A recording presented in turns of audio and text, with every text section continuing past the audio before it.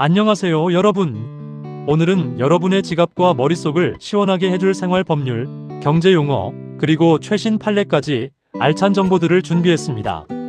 특히 2026년부터 우리 삶에 직접적인 영향을 미칠 변화들을 쏙쏙 뽑아왔으니 집중해서 봐주세요. 자, 그럼 첫 번째 코너부터 시작해볼까요? 오늘의 생활 법률, 바로 모바일 영수증 발급 의무화와 환불 규정입니다. 2026년부터 시행될 이 중요한 변화, 놓치면 손해. 지금부터 꼼꼼하게 파헤쳐 봅시다. 2026년부터 환경보호와 소비자 편의를 위해 전자영수증 모바일 영수증 발급이 원칙적으로 의무화된다는 사실 알고 계셨나요? 이제 종이 영수증 대신 스마트폰으로 영수증을 주고받는 시대가 오는 거죠. 얼마나 편리해질지 벌써부터 기대되지 않나요? 자, 그럼 자세한 내용을 살펴볼까요?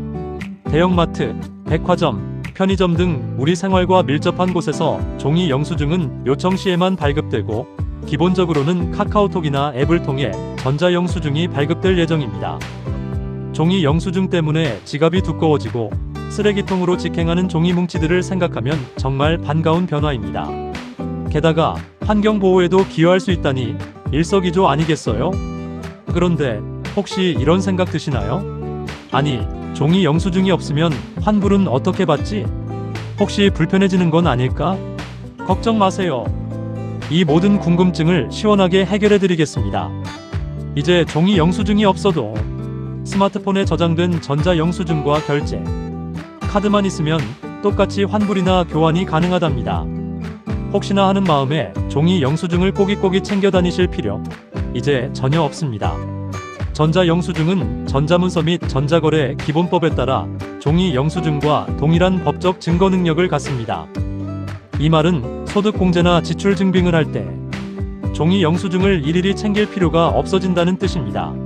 국세청 홈택스에 전자영수증을 바로 제출할 수 있으니 얼마나 편리해요. 이제 잃어버릴 염려 없이 간편하게 소득공제를 받으세요. 자, 그럼 다음 코너로 넘어가 볼까요? 오늘의 경제용어 시간입니다. 두둥! 오늘의 주인공은 바로 LTV 주택담보대출 비율입니다. 부동산 시장의 흐름을 읽는데 필수적인 용어죠. 부동산 대출을 고민하는 분들이라면 아마 한 번쯤은 들어보셨을 텐데요.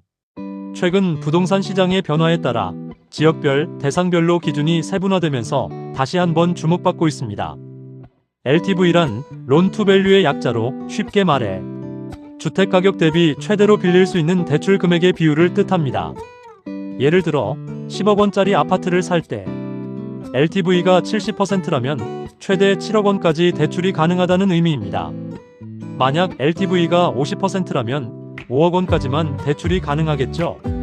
이처럼 LTV는 주택 구매 시 대출 가능 금액을 결정하는 중요한 기준이 됩니다. 자, LTV의 중요성을 알았으니 좀 더 자세히 알아볼까요? 2026년 현재 정부는 주거 사다리 지원 정책의 일환으로 생애 최초 주택 구입자에게 LTV를 최대 80%까지 완화해주는 등 혜택을 제공하고 있습니다. 이는 주택 구매의 문턱을 낮춰 더 많은 사람들이 내 집 마련의 꿈을 이룰 수 있도록 돕기 위한 정책입니다. 하지만 이 모든 혜택을 누리기 위해서는 몇 가지 주의해야 할 점이 있습니다. 본인의 신용도와 소득 DSR에 따라 실제 대출 한도는 달라질 수 있다는 점 잊지 마세요. DSR은 소득 대비 부채 비율을 나타내는 지표로 대출 가능 금액에 큰 영향을 미칩니다. 결론적으로 LTV는 주택 구매 시 대출 가능 금액을 결정하는 중요한 지표이며 정부 정책 및 개인의 신용도에 따라 유동적으로 변동될 수 있습니다. 부동산 시장과 금융 정책에 대한 지속적인 관심이 필요하겠죠. 자, 이제 헷갈리는 법률 용어 퀴즈 시간입니다. 오늘의 퀴즈는 바로 유실물 vs 무주물입니다.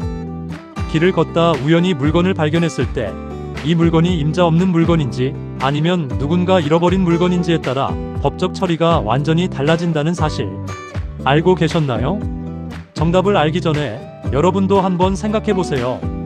먼저 유실물은 주인이 실수로 잃어버린 물건을 말합니다. 지갑, 핸드폰, 가방 등 주인이 의도치 않게 잃어버린 물건들이 여기에 해당되죠. 이런 물건을 주웠을 경우에는 즉시 경찰서에 신고해야 합니다. 만약 신고하지 않고 임의로 가지면 형법상 점유이탈물 횡령죄로 처벌받을 수 있어요. 생각보다 무서운 죄라는 것 잊지 마세요. 반면 무주물은 원래 주인이 없거나 주인이 소유권을 포기한 물건을 뜻합니다. 예를 들어 쓰레기장에 버려진 가구, 바닷가에서 주운 조개 껍데기 등이 무주물에 해당될 수 있습니다. 이런 물건은 먼저 발견하여 소유의사로 점유한 사람이 임자가 됩니다. 즉, 무주물 선점의 원리가 적용되는 거죠. 자, 그럼 퀴즈 정답을 맞춰볼까요? 길에 떨어진 지갑이나 휴대폰은 당연히 유실물입니다. 주인이 분명히 있을 테니까요. 하지만 쓰레기장에 버려진 가구 같은 경우는 주인이 소유권을 포기했다고 볼 수 있으므로 무주물로 간주될 가능성이 높습니다. 하지만 무주물인지 유실물인지 헷갈리는 경우가 많을 텐데요. 가장 안전한 방법은 의심스러운 물건을 발견했을 때는 망설이지 말고 일단 경찰서에 신고하는 것입니다. 마지막으로 핫한 소식을 전해드리는 코너, 최신 판례 시간입니다. 오늘의 판례는 상가 권리금 보호와 임대인의 거절 사유에 관한 2026년 3월 대법원 판례입니다. 상가 임대차 시장에서 매우 중요한 판례이니 귀 기울여 들어주세요. 최근 대법원은 상가 세입자의 권리금, 회수 기회를 어디까지 보호해야 하는지에 대한 구체적인 기준을 제시했습니다. 특히 임대인이 임차인의 권리금 회수를 방해하는 행위에 대해 엄격한 잣대를 들이대고 있습니다. 사건의 개요는 이렇습니다. 임대인이 건물을 대대적으로 재건축할 계획이니 새로운 세입자를 받지 않겠다며 기존 세입자가 데려온 신규 임차인과의 계약을 거부한 사례입니다. 세입자는 어렵게 권리금을 주고 들어왔는데 임대인이 재건축을 이유로 새로운 세입자를 들이지 못하게 한다면 권리금 회수 기회를 잃게 되는 셈이죠. 대법원의 판단은 어떠했을까요? 대법원은 재건축 계획이 임대차 계약 당시 구체적으로 고지되지 않았거나 안전사고 우려 등 급박한 사유가 없는 한 단순히 재건축 예정이라는 이유만으로 권리금 회수 기회를 박탈해서는 안 된다고 판결했습니다. 임대인의 일방적인 재건축 계획으로 인해 세입자의 권리금 회수 기회가 침해되는 것을 막고자 한 것이죠. 이 판례의 의미는 매우 큽니다. 임대인의 재산권 행사보다 임차인의 영업가치 권리금 보호에 더 무게를 실어준 판결이기 때문입니다. 건물주의 일방적인 계약 거절에 제동을 걸어 상가, 임차인의 권리금 회수를 더욱 든든하게 보호하는 계기가 되었습니다. 상가 임대차 계약을 앞두고 있다면 이 판례를 꼭 기억해두세요. 오늘 준비한 정보는 여기까지입니다. 오늘 하루도 행복하세요. 다음에 또 만나요. 감사합니다.